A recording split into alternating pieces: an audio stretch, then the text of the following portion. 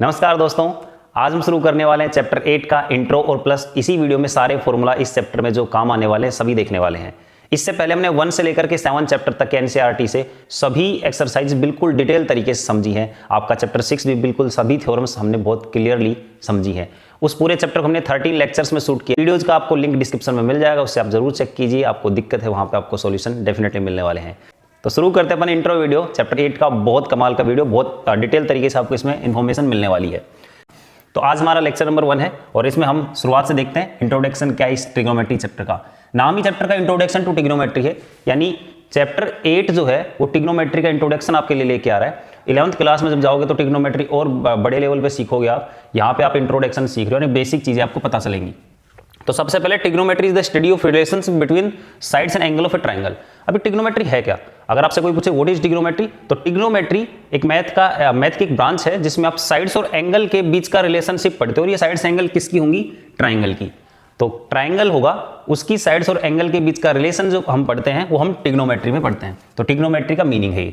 दूसरा trigonometric ratio, इसकी 8.1 exercise में आपको ये नाम बहुत बार मिलेगा, ट्रिग्नोमेट्रिक रेशियो। तो ये ट्रिग्नोमेट्रिक रेशियो क्या है? Trigonometric ratio is the ratio of acute angle in right angle triangle. अब आप समझिए एक्यूट एंगल क्या होता है। एक्यूट एंगल वो एंगल जो 90 डिग्री से क्या होते हो? कम। ये मैंने थीटा लिखा है, आगे इसके बारे में बताऊंगा आपको। तो अगर कोई एंगल 90 डिग्री से कम है तो एक्यूट एंगल है। और राइट एंगल ट्रायंगल मतलब ऐसा ट्रायंगल जिसमें आपको एंगल कितने डिग्री का मिलता है? 90 डिग्री का। यानी आपका एक ऐसा ट्रायंगल जिसमें 90 डिग्री का एक एंगल है उसको राइट एंगल बोलेंगे अपन। तो ट्रिग्नोमेट्रिक रेशियो क्या होता है? Is the ratio of acute angles. Acute angles का रेशियो होता है राइट एंगल ट्रायंगल में। और आगे बढ़ते हैं, थीटा। थीटा है एक एक्यूट एंगल।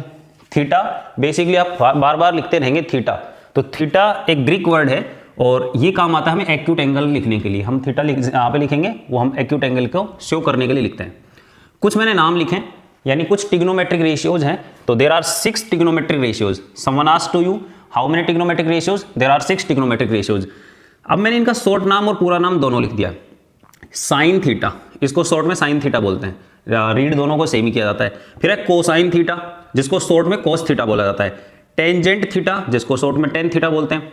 कोटेंजेंट थीटा, जिसको बोलते हैं कोट थीटा। सेकेंड थीटा, जिसको सेक थीटा बोलते हैं। कोसेकेंट थीटा, जिसको कोसेक थीटा बोलते हैं। तो हमें जो शॉर्ट नेम है ना, यही काम आने वाले हैं। ये ही आपको ज्यादा लिखे मिलेंगे। पूरे नाम से रिगार्डिंग आपको क्वेश्चन बहुत कम मिलेंगे, लेकिन पूरे नाम इसलिए लिखें, कुछ एमसीक्यूज बन जाते हैं इनमें, तो आपको ध्यान रखना चाहिए।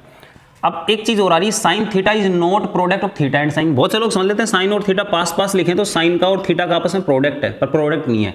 It is sine of angle theta. ये एंगल थीटा का साइन है, यानी साइन मतलब रेशियो है ट्रिग्नोमेट्रिक, और एंगल थीटा का निकालते अपन। यानी कभी भी अगर आपको दो ऐसे साथ में लिखे मिले तो वो आपस में प्रोडक्ट नहीं है। जैसे सेक और थीटा आपस में प्रोडक्ट नहीं है। सेक थीटा आपकी पूरी वैल्यू क्रिएट करता है। कोसेक और थीटा प्रोडक्ट नहीं है। कोसेक थीटा पूरी वैल्यू क्रिएट करता है। ठीक है, अकेला कोसेक नहीं आ सकता, अकेला थीटा नहीं आ सकता, दोनों साथ ही आएंगे। अब trigonometry study for right angle triangle. Trigonometry जो आपको रीड करने को मिलेगी ना, वो पूरी राइट एंगल ट्रायंगल के लिए मिलने वाली है।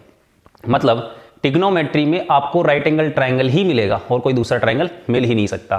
तो ये तो था अपना बेसिक। अब देखते हैं किस एक्सरसाइज में कैसे फॉर्मूले हमें देखने को मिलने वाले हैं।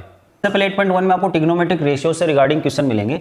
यहाँ पे आपको पाइथागोरस थ्योरम बहुत काम आने वाली। पाइथागोरस थ्योरम होती है hypotenuse square equal to base square plus perpendicular square. अब पाइथागोरस लगती है आपको राइट एंगल ट्रायंगल में।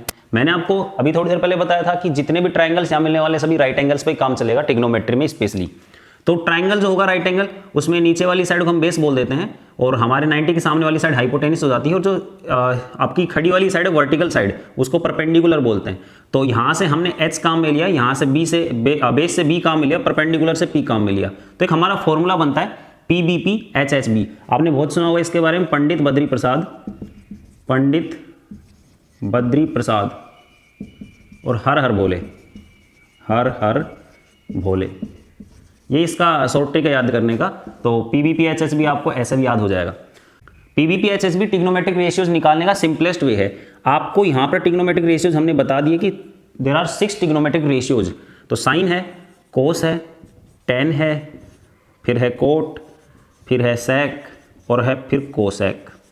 अब इन 6 ट्रिग्नोमेट्रिक रेशियोज की वैल्यू क्या है देखिएगा।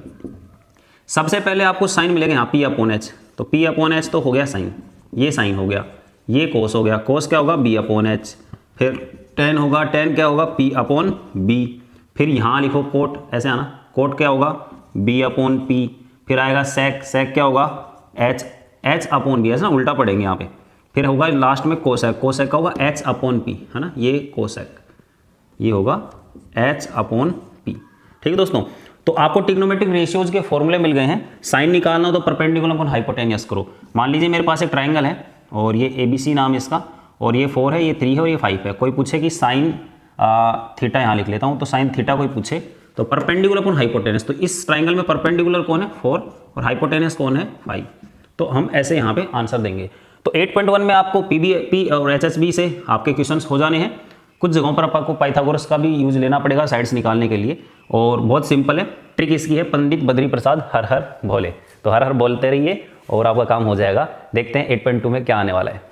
देखते हैं दोस्तों 8.2 में हमें क्या मिलने वाला है। यहाँ पे ट्रिग्नोमेट्रिक रेशियोज मिलेगा, लेकिन कुछ सम स्पेसिफिक एंगल्स, कुछ स्पेसिफिक एंगल्स की बात होने वाली है। यहाँ पे आपको 0 डिग्री, 30 डिग्री, 45 डिग्री, 60 डिग्री और 90 डिग्री, ये 5 एंगल्स के रिगार्डिंग एक टेबल मिलती है, और उस टेबल से आप सभी वैल्यूज निकाल करके और वहाँ पे क्वेश्चन सोल्व करते हो, वैल्यू रखते हो वहाँ पे। इन 5 एंगल्स के अलावा भी वैल्यू होती हैं, बट वो हमें है ना हायर क्लासेज में पढ़ने को मिलती है। यहाँ पर हमें केवल 5 ये अलग अलग एंगल्स मिलेंगे और इन्हीं की वैल्यूज निकालनी होगी, sine cos tan cot sec cosec सबकी। तो इसके लिए हम एक टेबल पढ़ेंगे अलग से, उसका एक अलग से वीडियो शूट करेंगे, वो आपको जल्दी मिल जाएगा। लेकिन यहाँ पे हम यही स्पेसिफिक एंगल पढ़ने वाले हैं। देखते हैं 8.3 में क्या होने वाला है। देखते हैं दोस्तों 8.3 में हमें क्या सीखने को मिलने वाला है। यहाँ पे trigonometric ratios of complementary angles आएंगे। सबसे पहले आप इस वर्ड को समझिए, कॉम्प्लीमेंट्री एंगल क्या होता है। Sum of two angles is 90 degree. अगर आपके दो एंगल का सम 90 डिग्री है तो उसे कॉम्प्लीमेंट्री एंगल बोलेंगे, और अगर 180 डिग्री सम होता है तो उसे सप्लीमेंट्री एंगल बोलते हैं। लेकिन यहाँ पे सप्लीमेंट्री एंगल से रिगार्डिंग कोई क्वेश्चन नहीं मिलने वाला हमें, कॉम्प्लीमेंट्री से रिगार्डिंग हमें फॉर्मूले और रेशियोज मिलने वाले हैं। तो यहाँ पे आपको कुछ फॉर्मूले मिलेंगे। साइन 90 माइनस थीटा होता है कोस थीटा, और इसी के साथ आप याद रखिएगा कोस 90 माइनस थीटा होता है साइन थीटा। तो ये मैं एक ही फॉर्मूला बताऊंगा इनको कि दोनों कंबाइंड में एक ही माने जाएंगे, क्योंकि आप इसको आराम से याद कर सकते हो। एक होता है टेन 90 माइनस थीटा होता है कोट थीटा, और एक होता है कोट 90 माइनस थीटा होता है टेन थीटा, इसका उल्टा। इसके बाद होता है last sec 90 minus theta cosec theta, और होता है cosec 90 minus theta sec theta. ये आपके ट्रिग्नोमेट्रिक रेशियोज हैं जब एंगल्स कॉम्प्लीमेंट्री हो। आपको 8.3 के क्वेश्चन की पहचान बहुत आराम से मिल जाएगी। अगर आपके एंगल जो टेबल में होते हैं वो तो होते हैं ये वाले 60 एंड 90, अगर इनके अलावा कोई भी एंगल आपको मिलता है तो पक्का 8.3 एक्सरसाइज से होने वाला है, और बहुत आसान है इसमें क्वेश्चन सोल्व करना, बहुत ही आसान है। देखते हैं 8.4 में क्या होने वाला है। तो हम आप पहुंचे 8.4 में। ये एक्सरसाइज ऐसी है कि बहुत से बच्चों को डराती है, लेकिन यहाँ से बड़ा क्वेश्चन हर बार हर साल पेपर में आता है, और बहुत ईजी एक्सरसाइज है। अगर आपके पास फॉर्मूलों का नॉलेज आपको बहुत अच्छा है, यानी अगर फॉर्मूले भी याद है ना, तो आप 50% मार्क्स आराम से ले सकते हो, बहुत आराम से। कुछ फॉर्मूले से थोड़ा बहुत सोल्व करके भी, अगर पूरा हो जाता है सोल्व तो पूरे मिल जाएंगे। तो देखो यहाँ पे क्या सीखने वाले हम, ट्रिग्नोमेट्रिक आइडेंटिटीज। अब आइडेंटिटी क्या होता है? देखो मैथमेटिक्स में आइडेंटिटी उसे बोला जाता है, एक कोई ऐसा इक्वेशन होता है जो सभी वैल्यूज के लिए ट्रू हो। जैसे यहाँ पे स्पेशली आपको 3 आइडेंटिटीज मिलने वाली हैं। Sine square theta plus cos square theta equal to 1। दूसरी आइडेंटिटी है अपनी 1 plus tan square theta equal to sec square theta, and finally है 1 plus cot square theta equal to cosec square theta. ये 3 identities हैं। इनको trigonometric identity इसलिए बोल रहे हैं क्योंकि यहाँ पे ट्रिग्नोमेट्रिक टर्म्स लिखे हुए हैं, और आइडेंटिटी का मतलब थीटा की हर एक वैल्यू के लिए बात ट्रू है, इसलिए इसको आइडेंटिटी बोला जाता है। ठीक है, मैथमेटिक्स में कभी भी आइडेंटिटी वर्ड का यूज हो तो उसका मतलब वो वैल्यू, वो इक्वेशन हर एक वैल्यू के लिए ट्रू होगी। ठीक है, इनसे कुछ फॉर्मूला और बनते हैं। जैसे एक फॉर्मूला यहाँ पे ये हो सकता है, अगर मैं साइन स्क्वायर थीटा को यहाँ रख लूँ, कोस स्क्वायर उधर जाए तो 1 माइनस कोस स्क्वायर थीटा। अगर मैं कोस स्क्वायर थीटा को यहाँ रख लूँ तो 1 माइनस साइन स्क्वायर उधर गया तो माइनस का हो गया साइन स्क्वायर थीटा। यानी मैं जिन पे स्टार बना रहा हूँ ना, याद वो रखने, बाकी आपको साथ साथ याद हो सकते हैं। दूसरा, अगर मान लीजिए मैं 1 को यहाँ रख लूँ तो सेक स्क्वायर थीटा माइनस क्या बन जाएगा, टेन स्क्वायर थीटा। और अगर मैं टेन स्क्वायर थीटा को यहाँ पे रख लूँ तो सेक स्क्वायर थीटा, और 1 उधर गया तो माइनस का। ये 2 फॉर्मूले और बन जाते हैं अगर अपन इसको याद कर लेते हैं, और इनसे और भी बन सकते हैं। ये साइन स्क्वायर है ना, ये रूट मतलब यहाँ पे स्क्वायर हटा दोगे रूट हो जाएगा उधर, तो एक और फॉर्मूला बन जाएगा। लेकिन आप इनसे बेसिकली ये 3 स्टार वाले याद रखेंगे तो बाकी आपके रेडी हो जाएंगे तुरंत। तो 1 यहाँ रख लोगे तो cosec square theta minus cot square theta लिख सकते हो, और अगर कोट स्क्वायर थीटा यहाँ रख लोगे तो कोसेक स्क्वायर थीटा माइनस 1 लिख सकते हो ना, 1 उधर चला जाएगा। तो ये फॉर्मूले आपको आइडेंटिटी तीनों से याद हो जाते हैं, बाकी 2, 2 और 2 6 फॉर्मूले और याद हो जाते हैं 3 आइडेंटिटीज से। कुछ बेसिक हैं जो आपको याद रखनी ही चाहिए। ये ट्रिग्नोमेट्रिक रेशियोज का रिलेशन भी कह सकते हो आप, साइन थीटा होता है 1 / कोसेक थीटा, ठीक है। और अगर देखें कोसेक थीटा को तो ये होता है 1 / साइन थीटा। अब आपको ये स्टार वाला याद रखना चाहिए, टिक वाला ऑटोमेटिक याद रहेगा। कोसेक थीटा को 1/sin थीटा लिख सकते हो। अब यहाँ से एक फॉर्मूला और बन सकता है, अगर ये दोनों आपस में मल्टीप्लाई हो जाए तो cosec theta into sine theta equal to 1 बन सकता है। और एक देखो कोस थीटा इक्वल टू होता है 1/sec थीटा, और अब स्टार वाला आ गया सेक थीटा होता है 1 / कोस थीटा, और अगर ये दोनों मल्टीप्लाई हो जाए तो sec theta into cos theta equal to 1 बन सकता है। एक और बनता है अपने पास फॉर्मूला, ये होता है टेन थीटा का। टेन का बनता है 1/कोट थीटा, ठीक है दोस्तों। दूसरा, अगर मैं कोट थीटा का लिखना चाहूँ तो ये बनता है 1/tan थीटा, और अगर सोचो इन दोनों को आपस में मल्टीप्लाई कर दो cot theta into tan theta तो इक्वल टू 1। यहाँ पे मैं स्टार नहीं बना रहा इन दोनों के लिए, क्योंकि स्टार के लिए यहाँ पे आपको देखना चाहिए टेन थीटा का एक फॉर्मूला साइन कोस के फॉर्मेट में होता है, sine theta upon cos theta, और कोट का भी एक साइन कोस के फॉर्म में होता है cos theta upon sine theta. अगर मुझसे कोई पूछे यहाँ पे कितने फॉर्मूले हैं जो याद करने चाहिए 8.4 या पूरे 8 चैप्टर के लिए, 1 2 3 तो आइडेंटिटी याद कर लो आप। और स्टार वाला देखो यहाँ पे 1 है, ये दूसरा भी स्टार वाला है, और 2 स्टार वाले ही हैं, 2 और 2 4 फॉर्मूले ये हो जाते हैं। बस इससे आप सभी क्वेश्चन आराम से सोल्व कर सकते हो।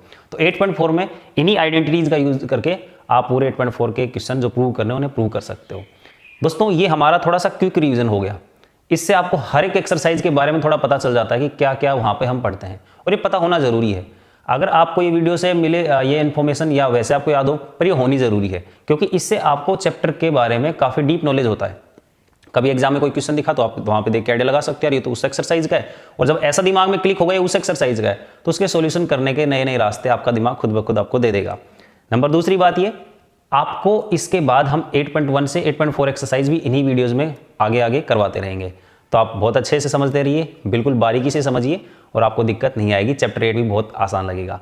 इससे पहले हमने 1 से लेकर 7 चैप्टर तक पहले शूट करके अपने प्लेलिस्ट में अपलोड किए हुए हैं, वहाँ से भी आप पहले के सभी चैप्टर्स में अगर आपको दिक्कत है तो हेल्प ले सकते हैं। मिलते हैं आपसे लेक्चर नंबर 2 में। ये लेक्चर नंबर 1 है, लेक्चर नंबर 2 में मिलेंगे आपसे 8.1 एक्सरसाइज के शुरुआत से। थैंक यू, जय हिंद।